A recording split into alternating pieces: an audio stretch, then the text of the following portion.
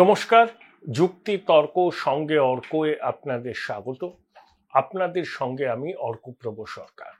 17 ফেব্রুয়ারি রাত্রিবেলা শেখ হাসিনা দিল্লি থেকে ভার্চুয়াল মাধ্যমে কথা বললেন। ওই গণ অভ্যুত্থানের সময় অভ্যুত্থানকারীদের হামলায় যে পুলিশ কর্মীরা নিহত হয়েছিলেন তাদের 3-4 জনের পরিবারের সঙ্গে, তাদের স্ত্রীরাই ছিলেন। অনুষ্ঠানটার নাম দায় মুক্তি, আওয়ামী লীগের ফেসবুক পেজে হয়। সেখানে শেখ হাসিনা অনেক কথাই বলেছেন। 18 ফেব্রুয়ারি হরতালের ডাক দিয়েছে আওয়ামী লীগ, সেটাকে সফল করার কথা বলেছেন। কারণ 5 ফেব্রুয়ারি থেকে 18 ফেব্রুয়ারি পর্যন্ত লাগাতার কর্মসূচি নিয়েছিল আওয়ামী লীগ। কিন্তু তাৎপর্যপূর্ণভাবে শেখ হাসিনা একটা কথা বলেছেন। তিনি প্রত্যয়ের সঙ্গে বলেছেন যে আমি দেশে ফিরব, সব অন্যায়ের বিচার হবে এবং ইউনূস এবং তার সহযোগীদের বিচারের মুখোমুখি হতে হবে। এবং যে পুলিশ কর্মীরা নিহত হয়েছেন তাদের সঙ্গে যিনি কথা বললেন, তাদের একজনের পরিবার গোপালগঞ্জে থাকে। গোপালগঞ্জ এখনো আওয়ামী লীগের দুর্বৃত্ত ঘাঁটি। তিনি আওয়ামী লীগের কর্মীদের বললেন সেই পরিবারের পাশে দাঁড়াতে। কিন্তু সব থেকে তাৎপর্যপূর্ণ লেগেছে শেখ হাসিনার প্রত্যয় ঘোষণা, এবং খুব আত্মবিশ্বাসের সঙ্গে বলছেন যে আমি দেশে ফিরব, দেশে ফিরে সব অন্যায় অবিচারের জবাব দেব এবং যারা অভ্যুত্থানের সময় নির্বিচারে পুলিশকে খুন করেছে, আওয়ামী লীগের কর্মী সমর্থকদের খুন করেছে, তাদের দেশের আইন অনুযায়ী বিচার করব। এখন শেখ হাসিনার এই আত্মবিশ্বাসের পিছনের কারণ কি? তিনি বলেছেন, দেখুন, আমার পরিবার যখন নিঃশেষ হয়ে গেল, আমি দেশের বাইরে ছিলাম, তারপরেও ফিরেছি। 81 সালে ফিরেছেন। তার উপর অনেকবার প্রাণঘাতী হামলা হয়েছে।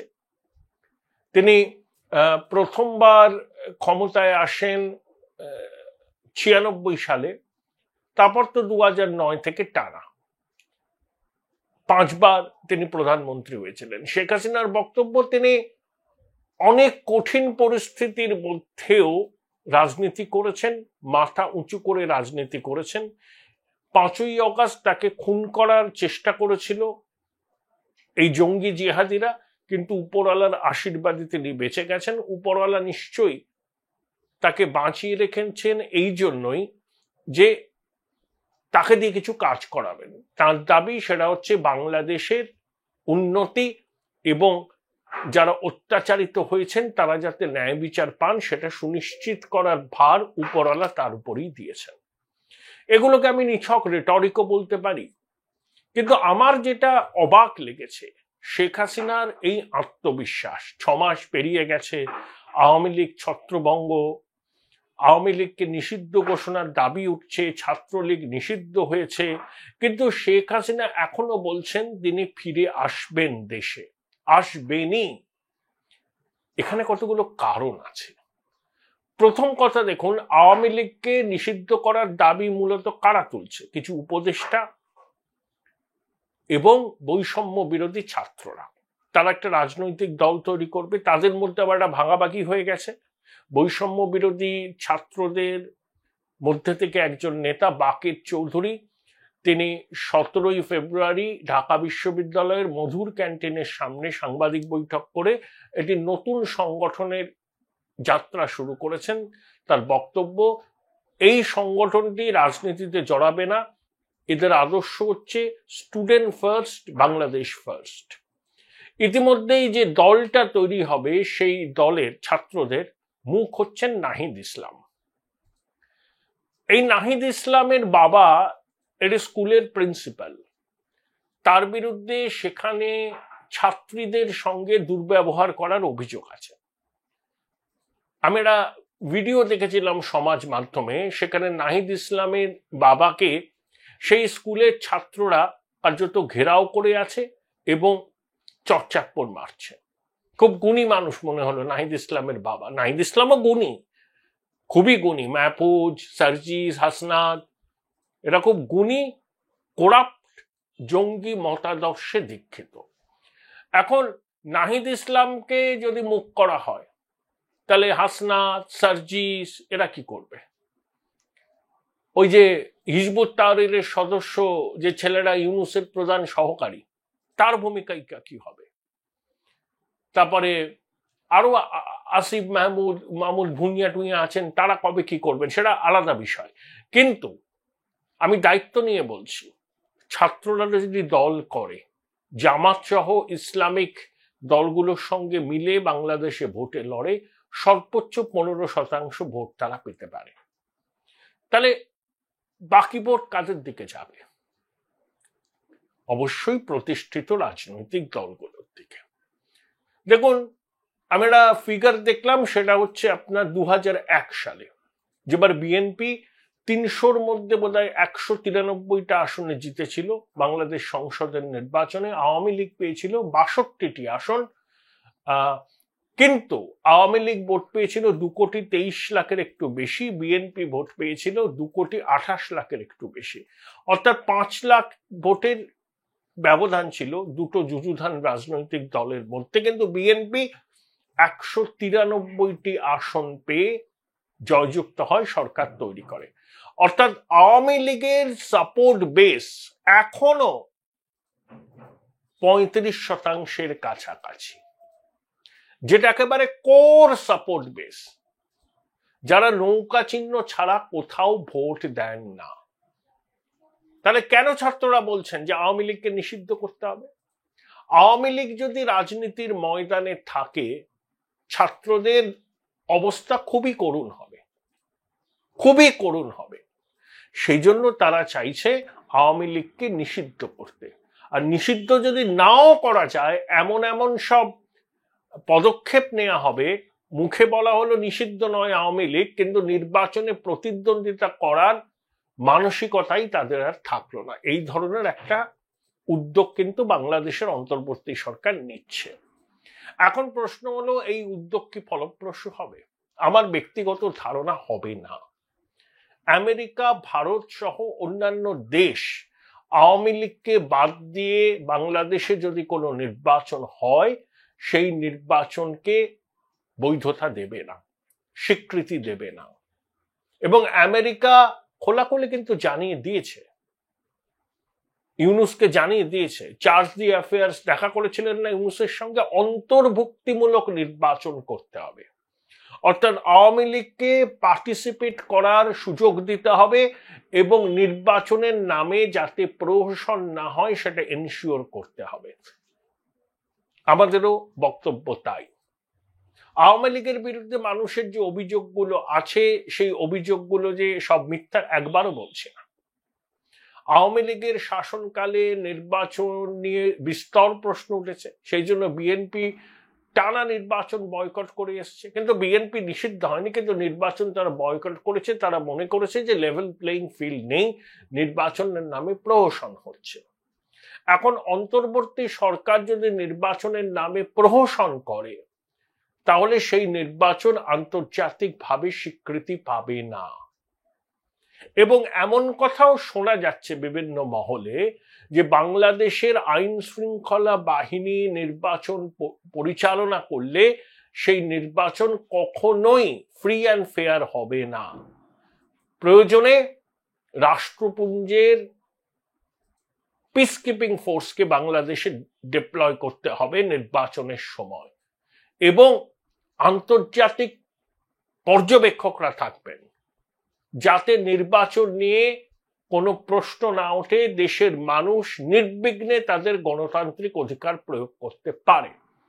আমরা এটা চাই, আমেরিকা চায়, পশ্চিমের দেশগুলো চায়, এবং ঢাকায় যে সমস্ত দেশের দূতাবাস আছে, সেই সমস্ত দেশের দূতাবাসের যারা আধিকারিক, সেটা কিন্তু অন্তর্বর্তী সরকারকে এটা তারা জানিয়ে দিয়েছে। এবং রাষ্ট্রপুঞ্জ মানবাধিকার কমিশন যে রিপোর্ট দিয়েছে, তাতে শেখ হাসিনা, আসাদুজ্জামান খামালকে অভিযুক্ত করা হয়েছে, কিন্তু তারাও আওয়ামী লীগকে নিষিদ্ধ করার কথা বলেনি।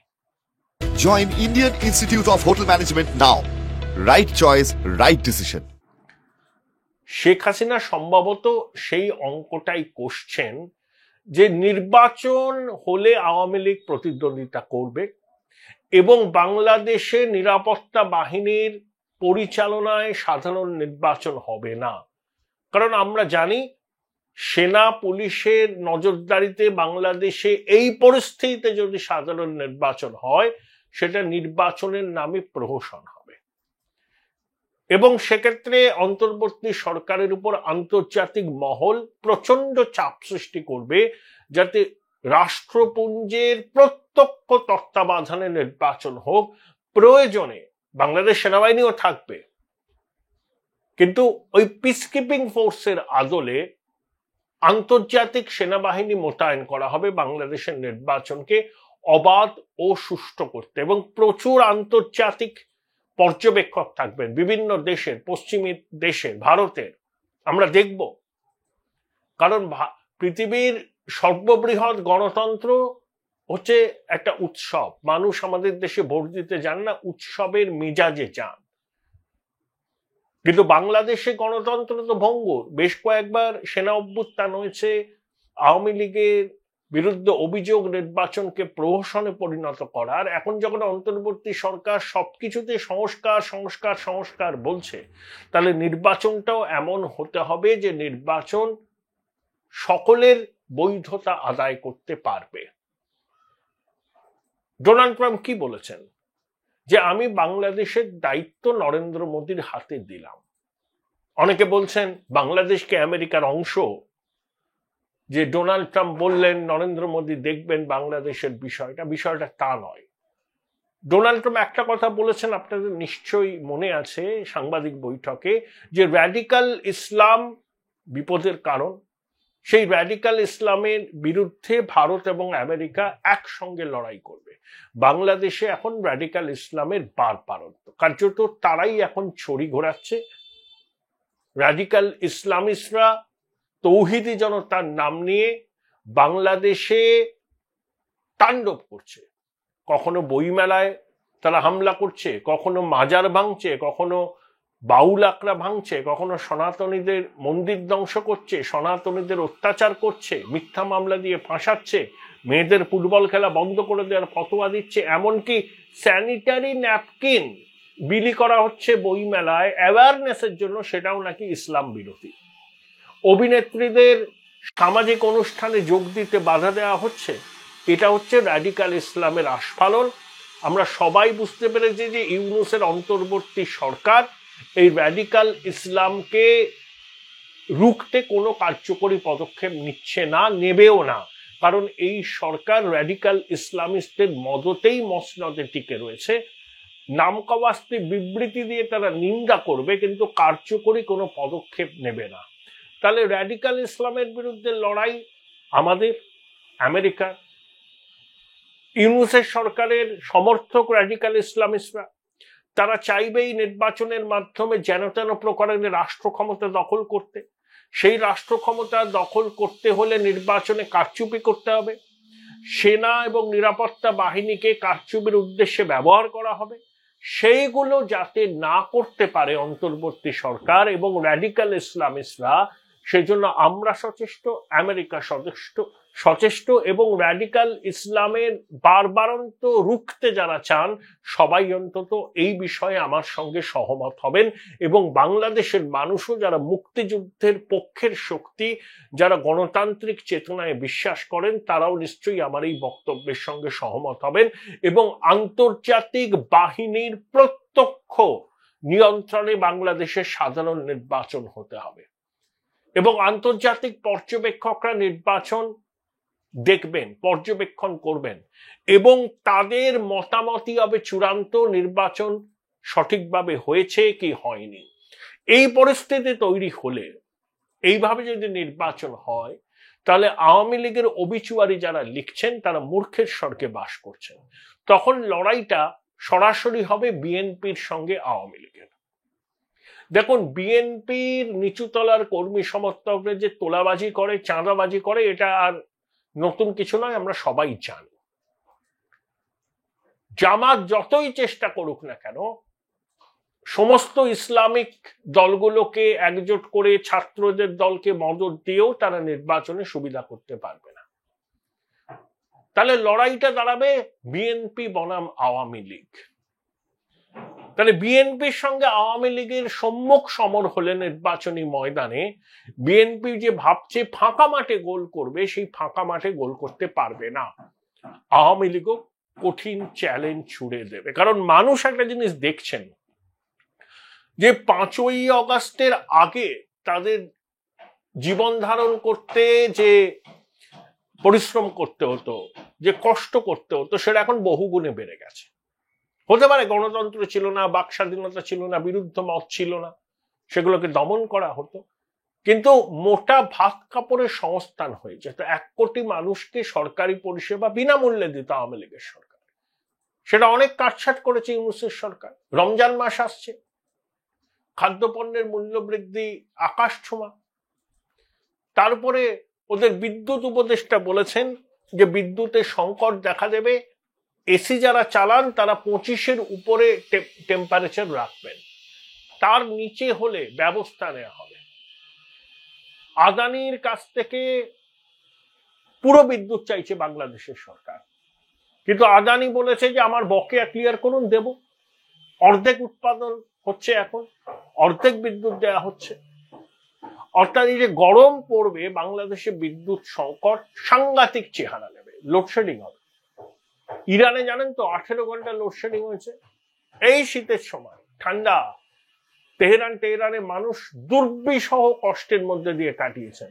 আর গরমে বাংলাদেশে যদি মাত্রা ছাড়া লোডশেডিং হয়, তাহলে অন্তর্বর্তী সরকারের বিরুদ্ধে ক্ষোভ বাড়বে। তারপরে ইউনূসের বিলম্বিত বোধোদয় কিনা জানি না, নাকি এটা নতুন কোন ছক। একটা অনুষ্ঠানে বলেছে যে ভারতের উত্তর পূর্বে বাণিজ্যের জন্য বাংলাদেশের ভূখণ্ড ভারত ব্যবহার করতে পারবে। ওয়েলকাম, কোনো অসুবিধা নেই। আমরা তো চাই দুদেশের মধ্যে ব্যবসা বাণিজ্য বাড়ুক, দ্বিপাক্ষিক বাণিজ্য বাড়ুক, কিন্তু এটা তখনই সম্ভব হবে যখন জঙ্গি জিহাদিদের ভারত বিরোধিতা বন্ধ হবে, সনাতনীদের নিরাপত্তা সুনিশ্চিত হবে। ইউনূসের কথায় ও কাজে তো কোনো মিল নেই। এই সস্তা হাততালি করবার জন্য, ভারতকে বার্তা দেওয়ার জন্য এগুলো বলতে পারে, কিন্তু বাস্তবে এখন যা পরিস্থিতি, বাংলাদেশের ভূখণ্ড ব্যবহার করে উত্তর পূর্বে পণ্য সরবরাহ করা কতটা ফিজিবল, এটা নিয়ে কিন্তু প্রশ্ন আছে। কিন্তু আমার ধারণা আওয়ামী লীগকে বাদ দিয়ে কোনো নির্বাচন হবে না। আওয়ামী লীগ নির্বাচনে অংশ নেবে এবং আন্তর্জাতিক বাহিনীর পরিচালনায় নির্বাচন হবে, এবং আন্তর্জাতিক পর্যবেক্ষকরা সেই নির্বাচন বৈধ না অবৈধ সেটা মূল্যায়ন করবেন। সেরকম নির্বাচন হলে বিএনপি এবং আওয়ামী লীগের মধ্যে চিত্তাকর্ষক লড়াই হবে। বিএনপি ভালো ফল করবে, কিন্তু আওয়ামী লীগকে উড়িয়ে দেওয়া যাবে না। সেরকম যদি পরিস্থিতি হয়, তাহলে শেখ হাসিনা নিশ্চয়ই ফিরতে পারে। আমার মনে হয় শেখ হাসিনা সম্ভবত সেই অঙ্কটা মাথায় রেখেই কর্মী সমর্থকদের আশ্বস্ত করছেন, যে তিনি বলছেন আমি ফিরবই, সব অবিচারের বিচার হবে। যারা আক্রান্ত হয়েছেন গণ অভ্যুত্থানের সময়, যেসব পুলিশ কর্মী নিহত হয়েছেন, খুন করে যাদের ঝুলিয়ে দেওয়া হয়েছে, তাদের পরিবার ন্যায় বিচার পাবেন। শেখ হাসিনার এই আশাবাদের পিছনে এই অঙ্ক কাজ করছে বলে আমার মনে হয়।